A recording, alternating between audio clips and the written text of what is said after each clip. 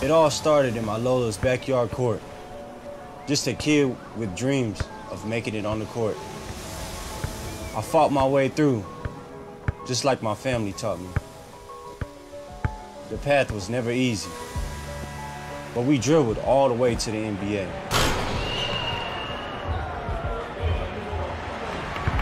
I'm not just living my dream, I'm carrying theirs too.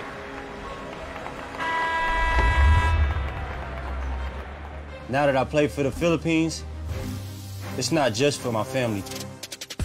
It's for every Filipino with grit, heart, and the determination to succeed. I carry the 3 stars and a sun with pride.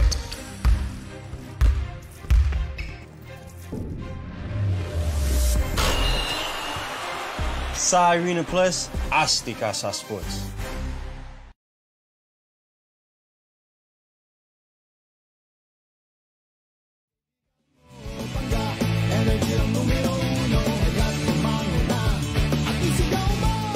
Same, pero iba. Energy. Kiss, miss. Dabaglita. With Tita Cora and Kapitana Sisa. Same, pero iba. Kayo patuloy pa rin pong nakatutok. Siyempre, tayo po ang number 1. 06.7 Energy FM. Pangga, wag mong sabihin radyo. Sabihin mo. O, diba? Hindi makabuelta ng gusto ang bakla. Ano tayo ngayon? Maalumani na Tuesday. Na. Hindi mo pwede kasi sasagad ang aking boses. Ano ba nangyari dyan? Ewan ko ba? May naiwan pa mga tubo-tubo kasi. Okay. Oh. Kasi mari dyan sa may Binondo, may nauuso nga na gano'n yung sugar cane juice. Hindi lang sa Binondo naman. Meron din dyan sa Green Hills. Oh, di ba? Nagkalat na sila ngayon. Kaya Dati sa Tarlac lang ang tubuhan. Oo, di ba? Mas mura doon tsaka fresh. Kasi tatagpasin mo lang na gano'n doon sa Tapos ngangasabin mo na. Di ba? Tapos mamaya hinahabol ka na ng mga guard kasi hindi nyo naman lupa yun. Trespassing. Nakakaloka. Isang magandang umaga po sa inyong lahat. Ako po si Kapitana Sisa. At ako naman ang yung Tita Cora. At ito na ang Baklita sa Woo Woo Woo. Diba? Wala, baba ng boses ng bakla. Kaya lang yan. Ayaw. Itataas natin ang konting boses mo. Diba na nakakaloka yan? At syempre, kahit pa mawalan tayo ng boses. O hindi ka mawawalan ng boses. Gagano na lang ako minsan. Sa sign language ako habang nagsasalita ka. Hindi ka maiintindihan ng mga ng ating mga team replay. Diba na nakakaloka? Hello po sa inyong lahat. Pero eto na, oras na para sa Chika sa Arena!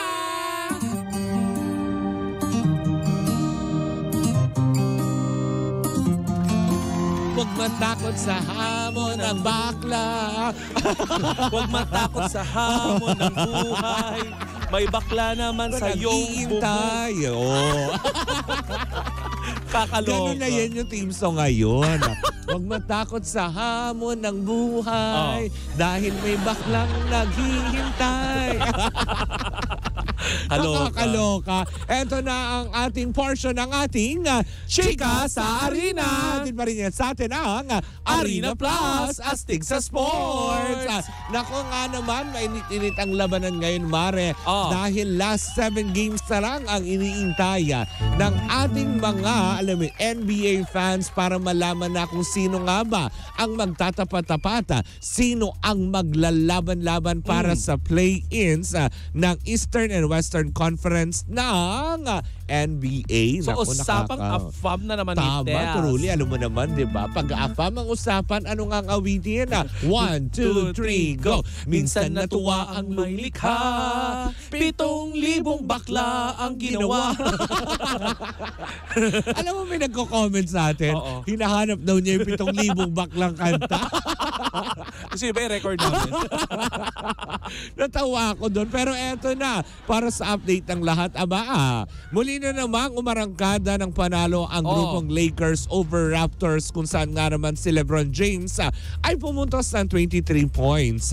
Tinalo naman ng Miami ang Knicks na may star player silang si Terry Rozier na gumawa ng 34 points. Ang 76ers naman ay tinalo ang CKC na si Joel Embiid naman ay pumuntos ng 24 puntos. Ay, nakakaloka. Ang Wizards naman ay tinalo ang Bucks. Ibang boxing na sa Kaya ba na nag-react ka? bakla. Box. Tinalo ang Bucks ng Siyempre ang namayani dyan ay si Denny Avida na may 23 points. Pero sa tinitinglang standings, Marce, mukhang sa Eastern Conference side naman, mukhang alam mo yun, naglalaban-laban at posibleng malaglag ang Atlanta Hawks sa top 10 para sa play-ins at posibleng pumasok ang Brooklyn Nets para makahabol sa top 10 na ito. Pero eto na, para sa mga Golden State Warriors fanatic, posibleng pa itong malaglag sa ika-10 puntos dahil meron pang 7 laban tayong tinitignan na posibleng ang Houston Rockets ang umagaw sa pang-10 pwesto para sa Western Conference side naman. Wow! Nakakatuwa naman. Mare, grabe yung bakbakan sa ring. Truly, di ba, ng mga apa? Minsan nga parang gusto kong pumamit na sa... Court! ring. Lalagyan natin basketball, ring. Di ba? Na Nalusot. Tawid natin yon. Pero yun na nga, di ba, na nakakaloka to Dias level, Mare, na kung saan nga naman na tuloy-tuloy pa rin po ang bakbakan dahil malalaman pa rin natin sa last 7 games kung sino nga ba ang papasok na para sa top 10 na players mula sa Western Conference at Eastern Conference para sa NBA. At syempre kung gusto nila mga panood to ng live, syempre mag-download ka ng Arena Plus. Mapapanood mo yan live on Arena Plus app. Kaya walang lag. Tama. Kaya kung ako naman din sa inyo, download the app. Mare, ito may share naman ako sa'yo. Ano yan? Isa namang ikinaka-proud ng ating bansa ngayon ng record breaker. Na nakagawa ang Filipino-American basketball player na si Ethan Alvano ng history sa Korean Basketball League bilang first Asian import na nakakuha ng MVP award. Ay, wow, palakpakan naman natin. Diba? Pilipino yan. Filipino yan. Filipino yan. Diba? Cheer talaga.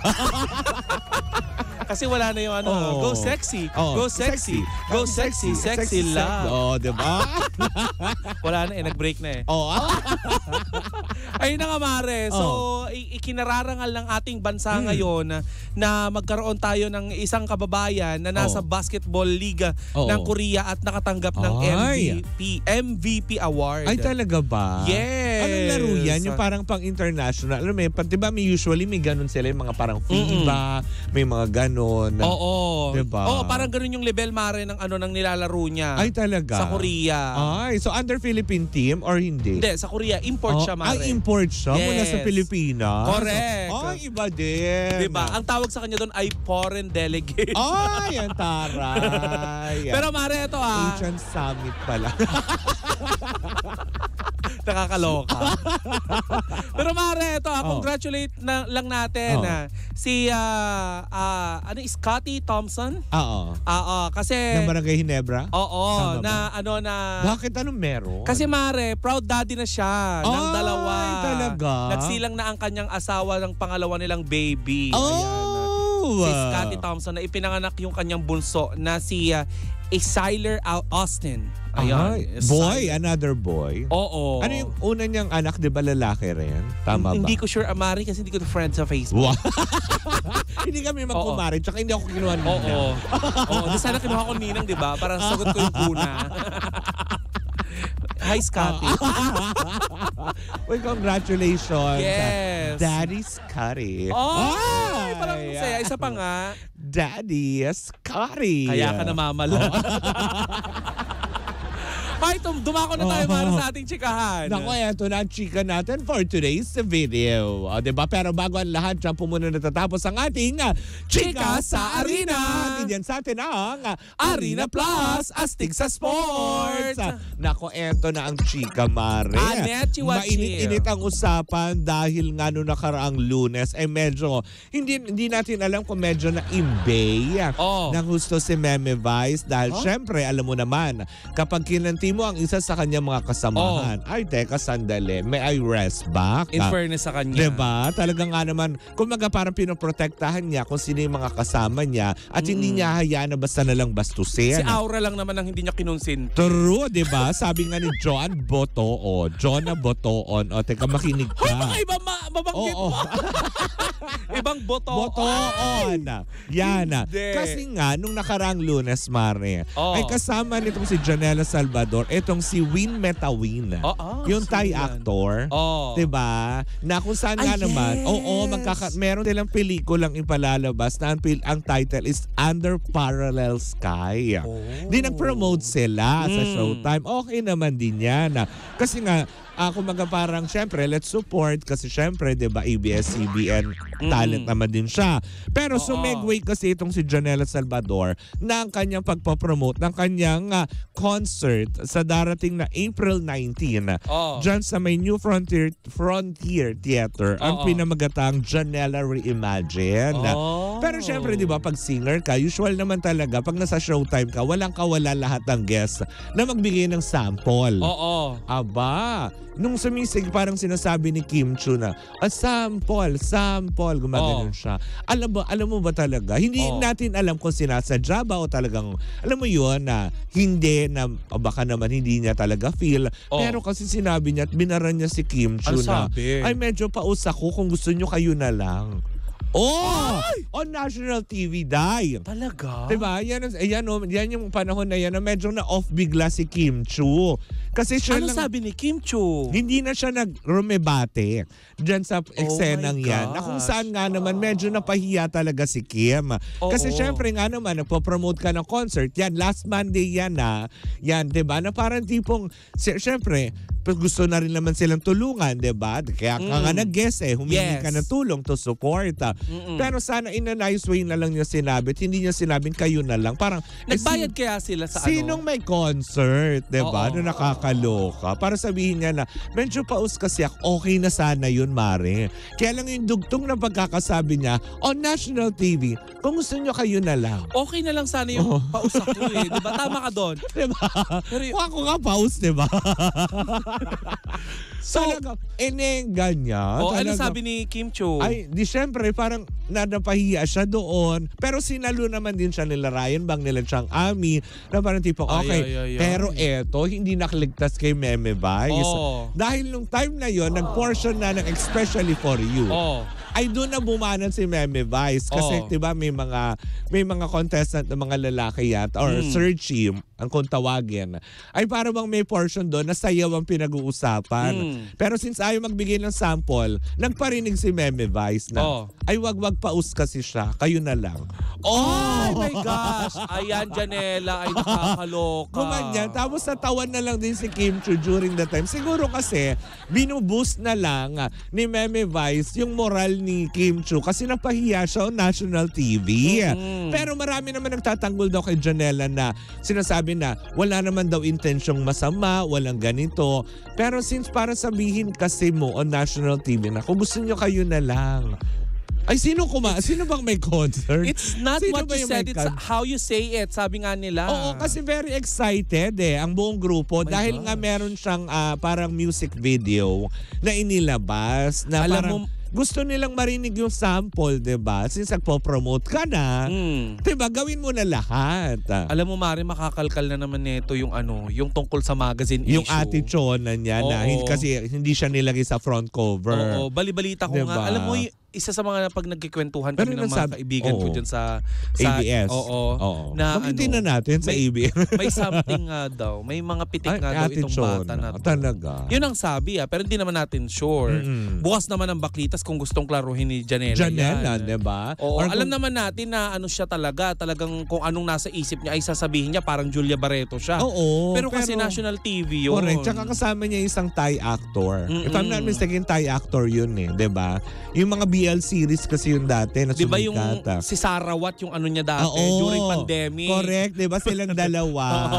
Na ang cute-cute nilang dalawa. So, parang syempre, diba, kahit papaano, mas sakit din sa kalooban ng ibang mga kasamahan nila yun. Kasi okay naman na sana na wala ka sa mood, masama ang pakiramdam mo para hindi na isinigaw yung sample. Alam mo, makakaintindi lang sa atin ito yung mga nag-host at mga DJ or mga nagdadala ng nagdadala ng show. Yung kayang baliin kagad na kahit masabi mo hindi siya sinalo. Oo. Diba na nakakaloka. And kudos kira Ryan Banks, kila Chang Ami, lahat din. Kasi nung time na portion na yun, wala si Meme Vice doon. Kasi kung nandun, ora mismo, mabebengbang niya yung kasi first gap yun Yung sa second gap na, doon na sa especially for you, doon na rumibati si Meme Vice na, ay teka, wag si Kimi. Oo. Diba? At saka kapag dumadayo ka sa isang show, matuto kang rumispeto. Correct. Tsaka nagpo-promote ka ng pelikula at ng concert Ngayon mo. na nagkakaroon ng issue na ganyan, tingin kaya ni Janela, makakatulong kaya ito sa diba? show Na parang tuloy, marami din, alam mo, may mga bashers na nagsabi na parang tipo, so nagpo-promote ka ng pelikula, so wag na natin panoorin. Parang gano'n ang mga netizen. Baka boycottin. So diba, may canceled ko. Alam niyo naman, pag ang social media, nagtrending yung marami mga pa naman nagmamahal kay Kim Chiu ngayon dahil ang Kim Pao. Grabe, putok na putok. Diba, na nakakaloka. Yung canceled culture pa naman ngayon sa social media, kakaiba kayo. Sigurong, ewan ko Janela. Diba? Pero open naman. Janela, if you want to say your side, to state your side, what I mean is, kung gusto mong klaruhin ang mga bagay nito, open ang baklitas. Ayaw din naman naming i-judge. Kasi tama ka nga naman, paus ka nga naman kasi. Or baka talagang masama lang ang pakiramdam mo dahil syempre sunod-sunod yung tapings. Gusto rin diba? naman natin paniwalaan na ganun ngayon nararamdaman mo. Maintindihan din naman ng mga tao. Kaya lang siguro may mga tao din talaga na ginagawang big deal, lalo pa sa social media. Alam naman natin ngayon na halos lahat ginagawa ng issue. So maaaring siguro kay Janela Salvador, tama yung kanyang mga tagahanga. Walang intensyong masama si Janela na misinterpret ng iba.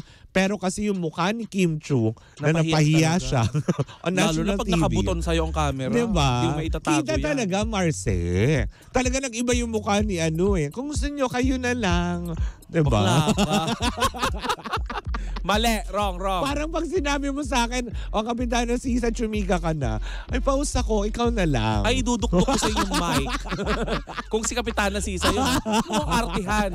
Pinapakanta kita, di ba? Oo. Dudukduk ko sa yung mic. Wak.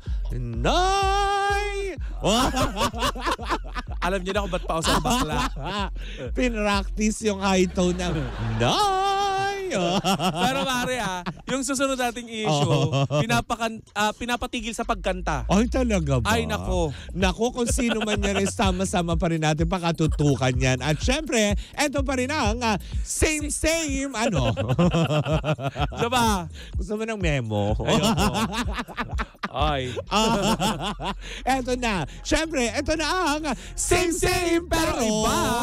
Pero, iba. Ano? Gusto mo na madukdok naman. Ay, nako. Muli ba ako si Kapitana Sisa? At ako po ang inyong Tita Cora. At ito pa rin ang Baklita sa Woo! At kayo pa rin po ay nakatutok at we are number 106.7 Energy FM. Bangga, wag mong sabihin radyo. Sabihin mo.